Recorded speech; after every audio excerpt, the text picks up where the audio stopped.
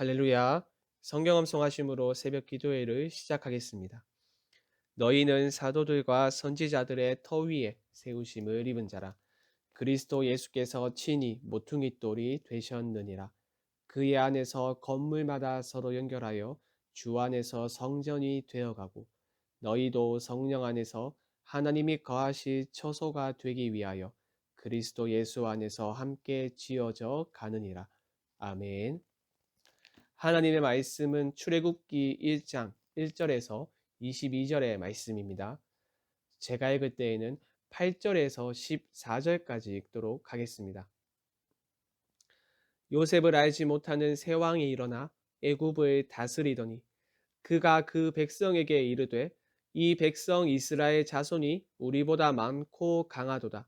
자, 우리가 그들에게 대하여 지혜롭게 하자. 두렵건대 그들이 더 많게 되면 전쟁이 일어날 때에 우리 대적과 합하여 우리와 싸우고 이 땅에서 나갈까 하노라 하고 감독들을 그들 위에 세우고 그들에게 무거운 짐을 지워 괴롭게 하여 그들에게 바로를 위하여 국고성 비돔과 라암셋을 건축하게 하니라. 그러나 학대를 받을수록 더욱 번성하여 퍼져 나가니 애굽 사람이 이스라엘 자손으로 말미암아 근심하여 이스라엘 자손에게 일을 엄하게 시켜 어려운 노동으로 그들의 생활을 괴롭게 하니 곧 흙 이기기와 벽돌 굽기와 농사의 여러 가지 일이라. 그 시키는 일이 모두 엄하였더라. 아멘.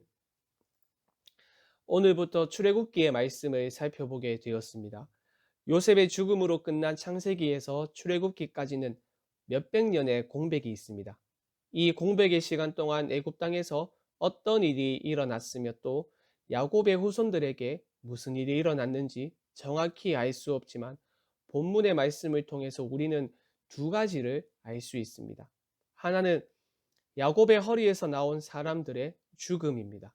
5절과 6절 말씀에 보시면 이렇게 말합니다. 야곱의 허리에서 나온 사람이 모두 70이요. 요셉은 애굽에 있었더라. 요셉과 그의 모든 형제와 그 시대의 사람은 다 죽었고 몇백 년이라는 시간이 흘렀으니 처음 애굽에 정착했던 사람들의 죽음은 지극히 당연하죠. 또 두 번째로 알 수 있는 것은 이스라엘의 번성입니다. 7절 말씀을 보시죠. 이스라엘 자손은 생육하고 불어나 번성하고 매우 강하여 온 땅에 가득하게 되었더라. 70명으로 시작된 이스라엘 자손이 매우 번성했음을 알 수 있습니다. 우리는 여기에서 약속한 것을 반드시 성취하시는 하나님의 신실하심을 묵상할 필요가 있습니다. 이 말씀은 단순히 이스라엘 민족의 수가 많아졌다는 사실을 알리는 것에 강조점이 있지 않습니다. 그들의 조상들과 맺은 언약의 성취에 강조점이 있는 것입니다.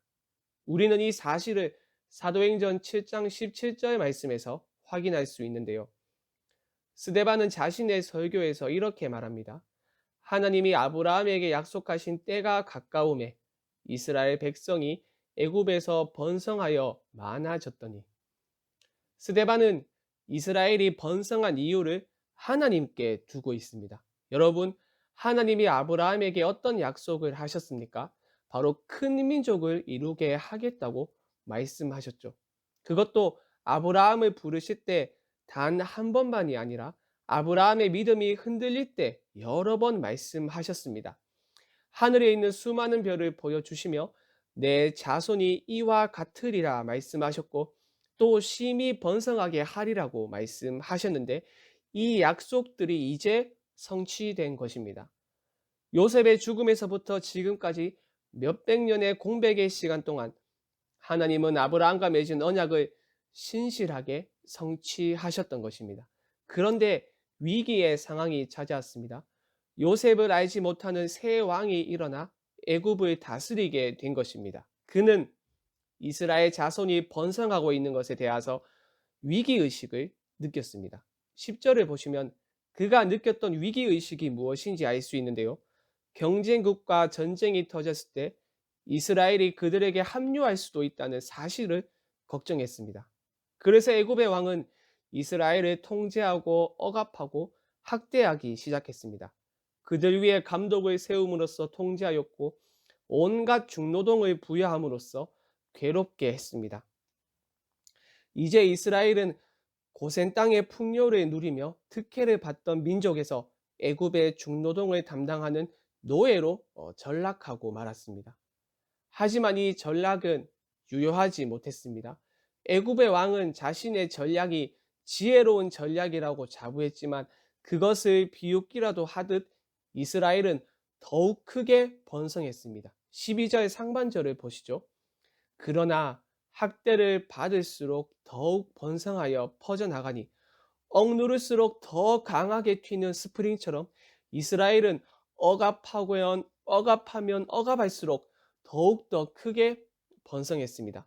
여기서 우리는 위기의 상황 속에서도 하나님은 여전히 신실하시다는 것을 깨닫게 됩니다.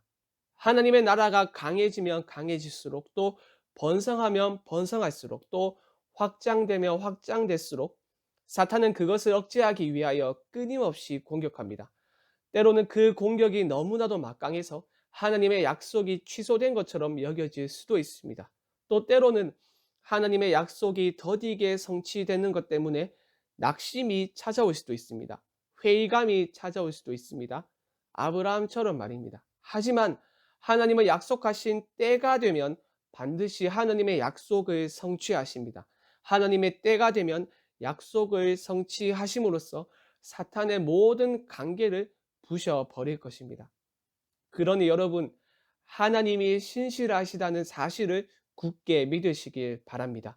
이 믿음 위에 여러분의 신앙을 세워 나가길 바랍니다. 끊임없이 변화하는 상황 속에서 우리의 신앙을 하나님의 신실하심에 세운다면 어떠한 거센 풍랑이 오더라도 결코 무너지지 않을 것입니다. 우리가 불렀던 찬양의 가사처럼 주님과 맺은 언약이 영원하기 때문에 그 나라에 이르기까지 주님은 늘 우리를 보호하신다는 사실을 믿는 여러분이 되길 바랍니다. 자신의 전략에 실패하게 되자 새로운 왕은 또 다른 계획을 세웁니다. 히브리 산파 2명에게 다음과 같은 지시를 내립니다. 16절 말씀을 보시죠. 너희는 히브리 여인을 위하여 해산을 도울 때에 그 자리를 살펴서 아들이거든 그를 죽이고 딸이거든 살려두라. 자기 손에 피를 안 묻히고 문제를 해결하는 굉장히 교활한 방법이죠. 하지만 결과는 새로운 왕의 뜻대로 되지 않았습니다. 앞에서는 하나님의 신실하심이 강조되었다면 이번에는 히브리 산파의 믿음이 강조되고 있습니다. 앞에서는 어려운 역경에도 불구하고 신실하신 하나님께서 지혜로운 계획을 물리치시고 언약을 성취하셨다면 이번에는 히브리 산파의 믿음 때문에 사탄의 지혜로운 계획이 파여지고 믿음을 통하여 약속이 성취되는 것을 볼 수 있습니다. 히브리 산파는 애굽의 새 왕을 두려워하는 것보다 하나님을 두려워하며 또 하나님을 경외했습니다. 17절을 보시죠. 그러나 산파들이 하나님을 두려워하여 애굽 왕의 명령을 어기고 남자 아기들을 살린지라. 또한 21절에서는 그 산파들은 하나님을 경외하였으므로 라고 말합니다. 이러한 이들의 믿음으로 인해서 이스라엘 백성은 더 번성하고 강해졌습니다. 20절을 보시죠. 하나님이 그 산파들에게 은혜를 베푸시니 그 백성은 번성하고 매우 강해지니라. 이들의 결단은 목숨을 건 결단이었습니다. 아이를 살피면 자기가 죽고 아이를 죽이면 자기가 사는 상황에서 이들은 여호와를 경외하는 편을 택했습니다. 그리고 하나님은 이들의 믿음을 보시고 이들의 믿음을 사용하셔서 당신의 언약을 이루어 가셨습니다. 여러분, 하나님의 언약을 성취하는데 우리의 순종이나 믿음이 필요하겠습니까? 그렇지 않습니다. 전능하신 하나님께 우리의 순종이나 믿음은 필요 없습니다. 하나님은 그것들이 없어도 얼마든지 약속을 성취하실 수 있으십니다. 하지만 하나님은 우리의 순종과 믿음을 통해서 언약을 성취하시길 원하시고 또 그것을 기뻐하십니다. 여러분, 우리의 작은 순종과 믿음을 통하여 하나님이 당신의 언약을 이루어 가신다고 한번 생각해 보십시오. 우리의 보잘것없는 순종과 믿음을 통해서 하나님의 나라가 확장된다고 생각해 보십시오. 참으로 복되고 영광스러운 일이지 않습니까? 산파들이 절체절명의 위기 속에서도 하나님에 대한 믿음을 잊지 않고 순종했던 것처럼 우리 또한 어려운 상황 속에서도 하나님에 대한 믿음을 잊지 않고 순종함으로써 하나님의 역사에 귀하게 쓰임 받는 저와 여러분 그리고 우리 교회가 되길 바랍니다. 우리 함께 말씀 생각하며 합심으로 기도하겠습니다. 약속한 것을 반드시 성취하시는 하나님의 신실하심을 신뢰하며 그곳에 소망을 두게 하여 주시옵소서. 하나님의 역사에 우리의 순종과 믿음을 크게 사용하여 주시옵소서. 수요일은 전도와 선교를 위하여 기도하는 날입니다. 캄보디아의 김영진 아는양 선교사님과 인도네시아의 김인성 이성숙 선교사님의 가정을 붙들어 주시고 그들의 사역 가운데 은혜를 부어 주시옵소서. 어려운 상황이지만 우리 모두에게 구령의 열정을 회복시켜 주시옵소서. 우리의 삶으로 예수를 나타내는 증인 공동체로 우리 교회를 세워 주시옵소서. 마지막으로 코로나 사태를 속히 종식시켜 주시고 이 일을 통하여 한국교회가 다시 복음으로 돌아가 복음의 능력을 회복할 수 있도록 붙들어 주시옵소서. 이 외에도 각자의 기도 제목을 가지고 자유롭게 기도하시면 되겠습니다. 주님의 이름을 한번 부르고 자유롭게 기도하겠습니다. 주여